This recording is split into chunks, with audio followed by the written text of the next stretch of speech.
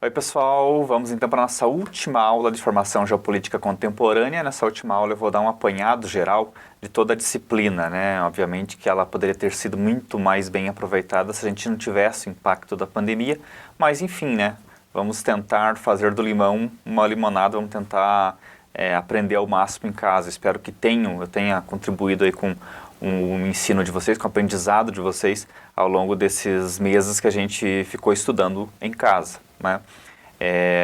Hoje então a gente vai tentar fechar as pontas soltas de todo esse aprendizado ao longo desses meses, desde as aulas presenciais até agora, então, quando a gente encerra a disciplina.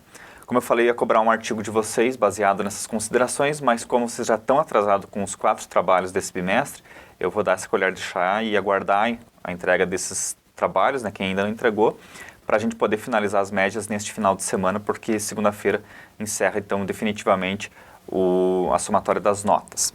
Bom, lá quando a gente começou a falar em geopolítica, eu comecei traçando para vocês 3 paralelos, né? A política, que tem uma importância muito fundamental para a geopolítica, está no nome da geopolítica, né, que é a ordem mundial das coisas, a ordem mundial de como as nações se relacionam. A economia, que muita gente diz que a geoeconomia está acima da geopolítica, eu não discordo, porque quem tem dinheiro manda mais, né? Isso desde que o mundo é mundo, é assim que funciona.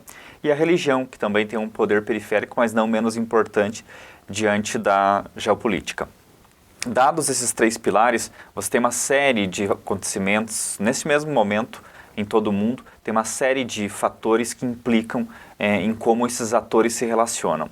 Hoje, você tem, obviamente, ainda um domínio muito grande dos Estados Unidos sobre as demais nações em termos de influência, porém, isso reduziu muito com essa política mais voltada para os problemas internos, que é a política do Donald Trump.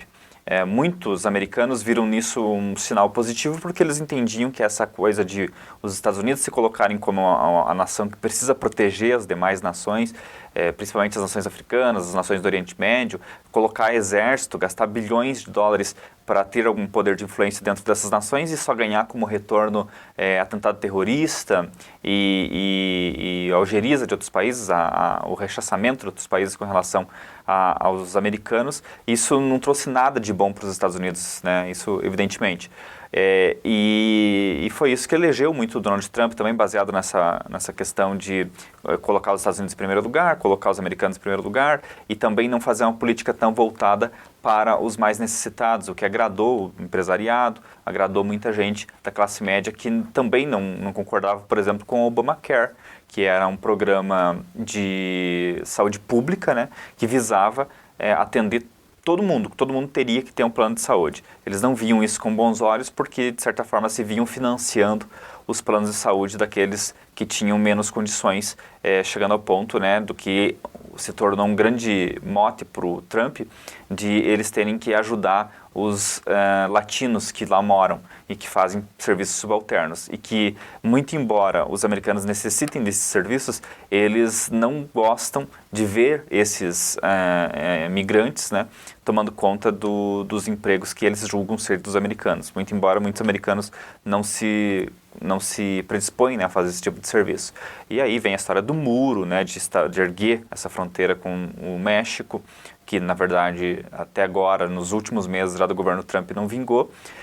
E essa política trumpiana, esse modelo trumpiano, afetou o mundo todo.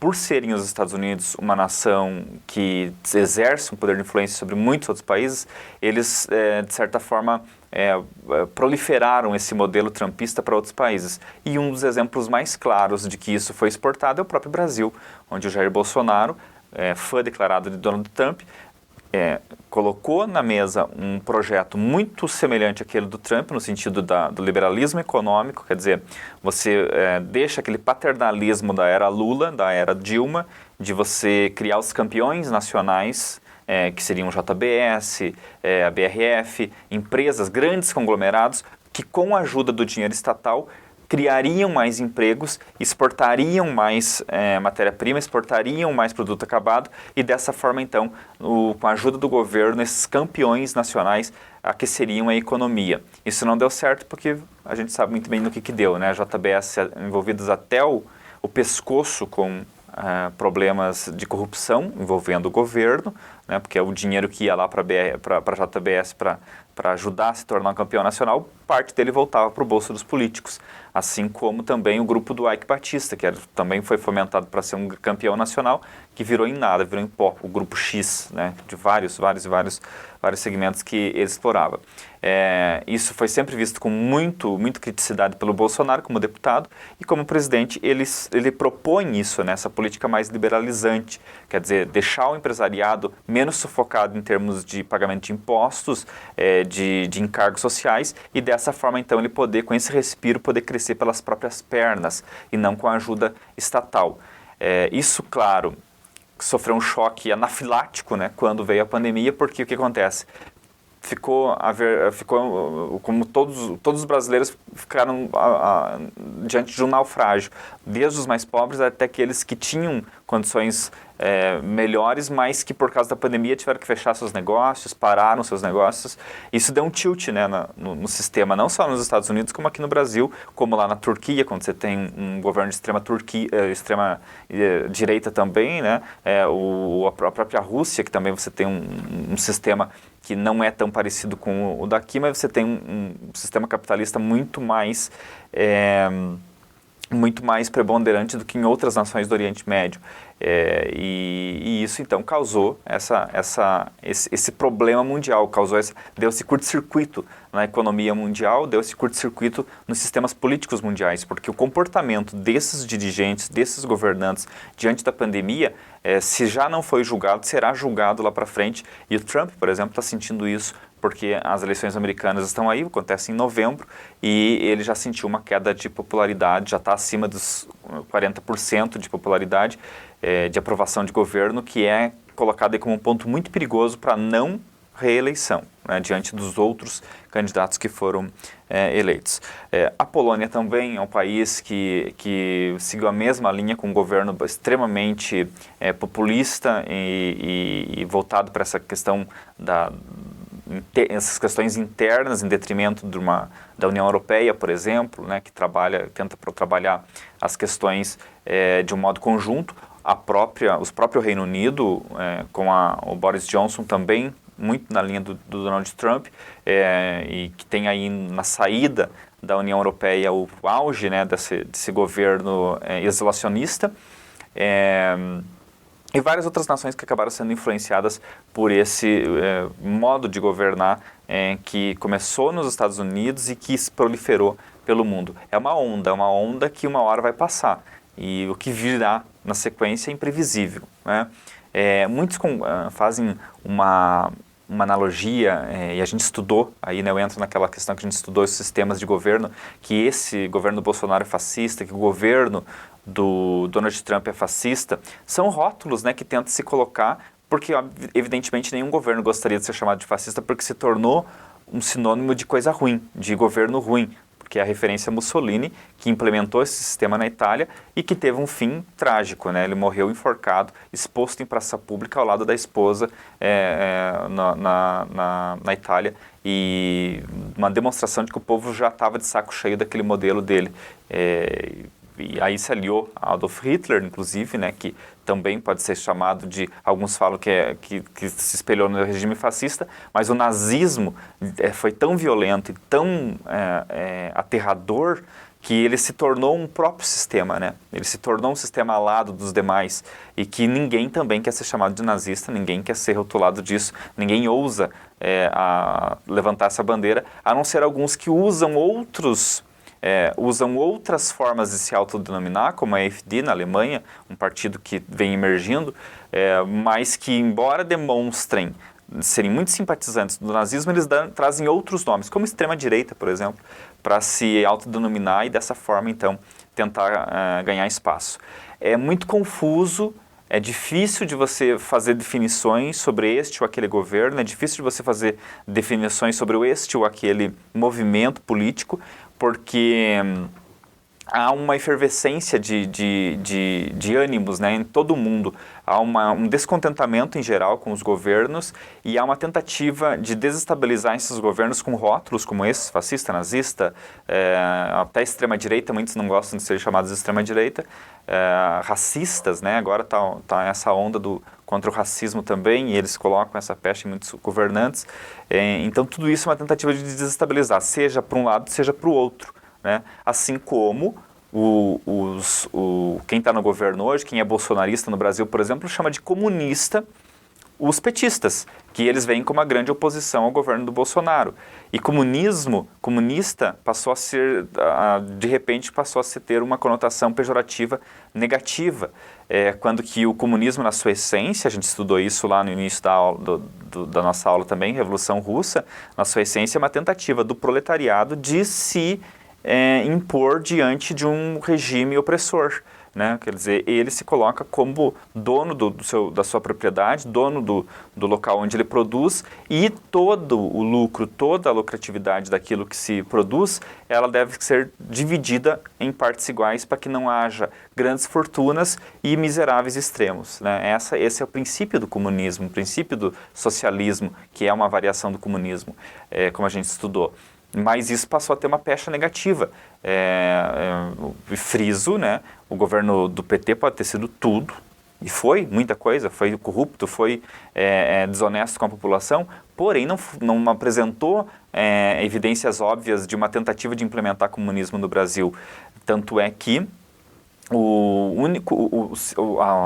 sintoma mais claro de comunismo dentro do governo do PT é o Bolsa Família, que foi não só mantido por Bolsonaro, como ainda ele criou o 13º para os beneficiários do Bolsa Família. Então isso foi o mais próximo que eles chegaram.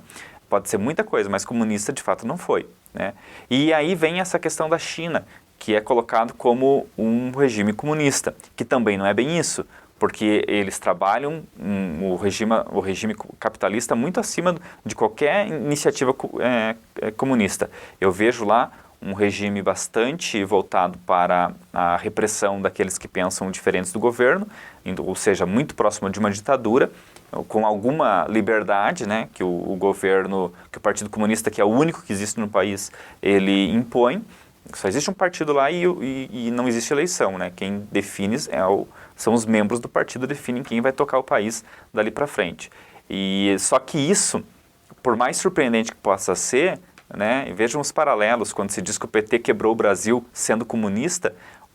O Partido Comunista Chinês ergueu a China sendo comunista, né? Ergueu a economia chinesa sendo comunista, e isso é incontestável, os números mostram. É a segunda maior economia do mundo e crescendo aceleradamente. Só desacelerou por causa da pandemia que surgiu lá e que há aí maluco para tudo, né? Tem maluco que diz que eles criaram um laboratório para poder expandir o seu poder, quando que eles reduziram a economia local por causa da pandemia. Então não faz muito sentido, mas enfim, né? Cada louco com a sua loucura.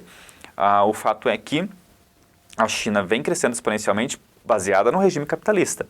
Para vocês terem uma ideia, o regime comunista voltado lá para a visão trotskista da coisa, ou seja, quando a gente tem lá os 3 grandes líderes que criaram, implementaram o comunismo na União Soviética, né, criaram a União Soviética a partir do regime comunista, Lenin, Trotsky e Stalin. Você tem ali 3 pessoas pensando igual, né, mas que, frise-se, né, ao longo do tempo, Trotsky briga com Stalin, vai para se refugiar no México, onde acaba morrendo misteriosamente. Você tem a morte do Lenin e a ascensão de Stalin. E é Stalin que implementa esse regime totalmente ditatorial e totalmente equivocado de governo, onde as pessoas têm que sacrificar o próprio corpo para poderem manter o regime, né? E dessa forma, assim, o regime stalinista matou milhares de pessoas de fome, a ponto das pessoas comerem o corpo de pessoas que já tinham morrido, né, em cenas terríveis que são descritas em vários livros que contam a ascensão do regime stalinista. É bom frisar isso, porque daqui a pouco vão dizer, mas o professor está emitindo a parte mais cruel do comunismo, né? É isso, essa é a parte cruel, e é terrivelmente cruel.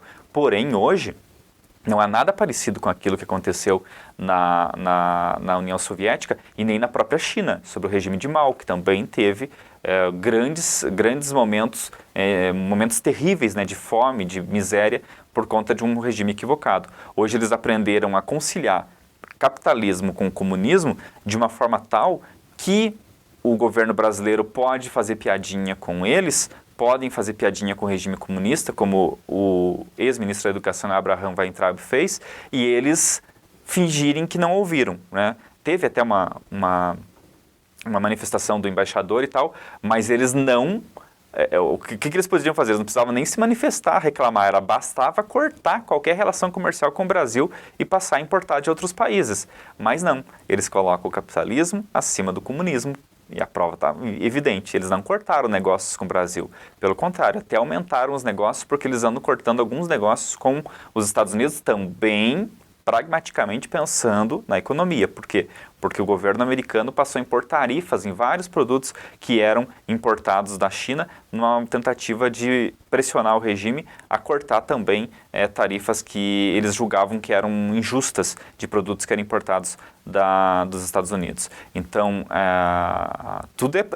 o capitalismo está acima de tudo, a economia está acima de qualquer ideologia comunista. Mas eles não abrem mão disso, até porque se eles abrirem mão disso, o Partido Comunista perde força, né? E isso eles não admitem de forma alguma. Eles têm um autocontrole sobre a população, tanto é que de lá foi muito mais fácil controlar a pandemia, apesar de ter sido o epicentro, porque manda o povo ficar em casa, o povo fica em casa. Não tem essa de que no Brasil a pessoa, além de sair na rua sem máscara ou sair na rua para fazer aglomeração, ainda desafia a polícia quando é interpelado, né? Desafia a autoridade. Por isso que a gente está na situação que a gente está, né? As pessoas não respeitam o isolamento social, não respeitaram todas as regras que foram impostas pelo governo, e por isso que a gente está do jeito que está. A China em 3 meses conseguiu debelar a primeira onda, agora fala-se segunda onda, porque há esse regime muito mais autoritário. O professor está defendendo o autoritarismo? Não, estou falando as coisas como elas são, né? Importante falar também dos grandes organismos que a gente comentou que existem para tentar regular esse mundo doido aí, né? A gente tem a ONU, que é uma tentativa de manter a paz em todo o mundo. A gente tem a FMI, que é uma tentativa de manter o equilíbrio econômico em todo o mundo, quando uma nação está passando por dificuldade financeira, né? A gente falou muito sobre as guerras também, que elas vão moldando o mundo, né? Elas vão moldando o cenário internacional, e a pandemia também vai moldar esse mundo. A gente vai ter um novo mundo, uma nova ordem mundial depois dela, porque ela é comparável a uma guerra. O número de mortos é de uma guerra, né? Já saiu agora aqui que no Brasil a gente já passou o número de mortos na Guerra do Paraguai, que é o conflito mais significativo que o Brasil já participou.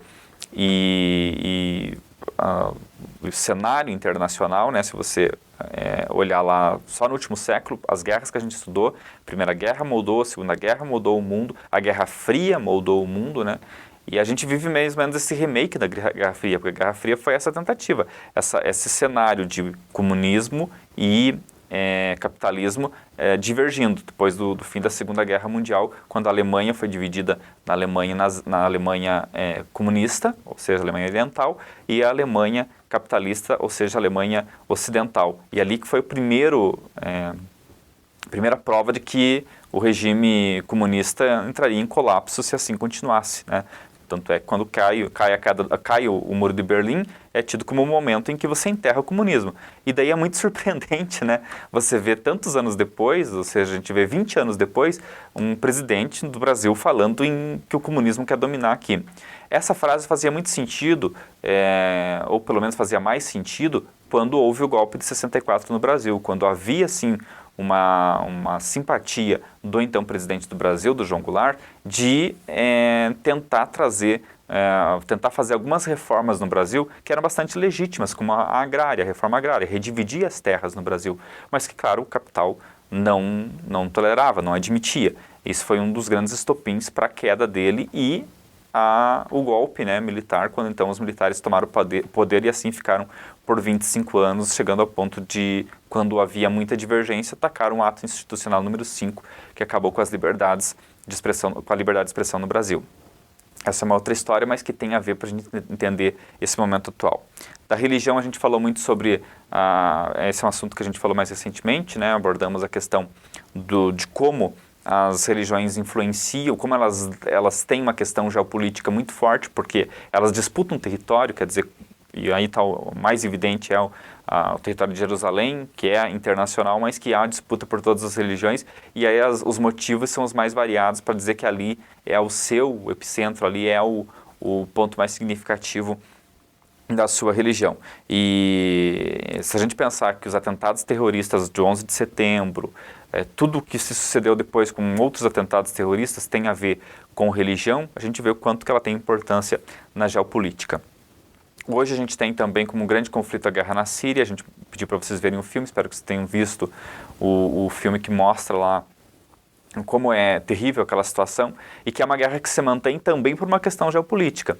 Você tem de um lado os russos fornecendo armas, lucrando com o governo do Bashar al-Assad, que é o presidente da Síria, lucrando com eles, né, e portanto tendo interesse em manter essa guerra, e do outro lado você tem os americanos que tentam dar um fim nessa guerra, mas não querem se indispor com a Rússia, que são tidos como um respeitável, um país respeitável do ponto de vista de se travar uma guerra, principalmente porque tanto Rússia quanto Estados Unidos têm ogivas nucleares, e já vários historiadores dizem isso, né? Só não se teve uma terceira guerra mundial até hoje, porque o fato deles terem essas ogivas faz com que uma guerra seja perdida ou seja ganha em questão de pouquíssimo tempo. Basta uma ogiva nuclear ser disparada sobre uma nação, né, e vai ter um poder de estrago tremendo, que pode ser assim, que é muito perigoso você provocar hoje outra nação. É muito perigoso você entrar numa guerra com outra nação.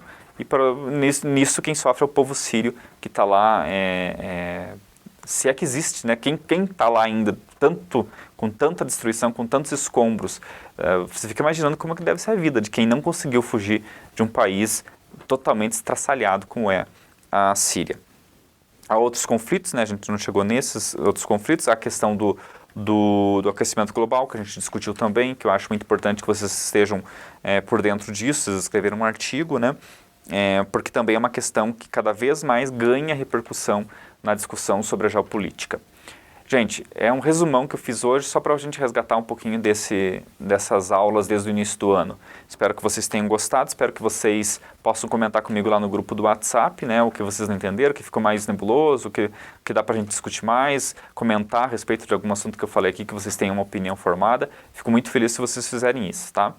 Muito obrigado pela atenção de vocês ao longo desses 6 meses. Não era para ser assim, né? Não era para ser à distância, mas teve que ser, e a gente tem que se adaptar às coisas que chegam, né, para a gente. Como eu disse, fazer do limão uma limonada e tentar tirar maior proveito disso. Espero que a gente se encontre aí para frente, né? Tenham boas férias, mas antes não esqueçam de terminar todos os trabalhos, entregar todos os trabalhos, aí sim poder dar uma descansada para estar pronto em agosto, se Deus quiser, presencialmente. Obrigado, gente. Até mais.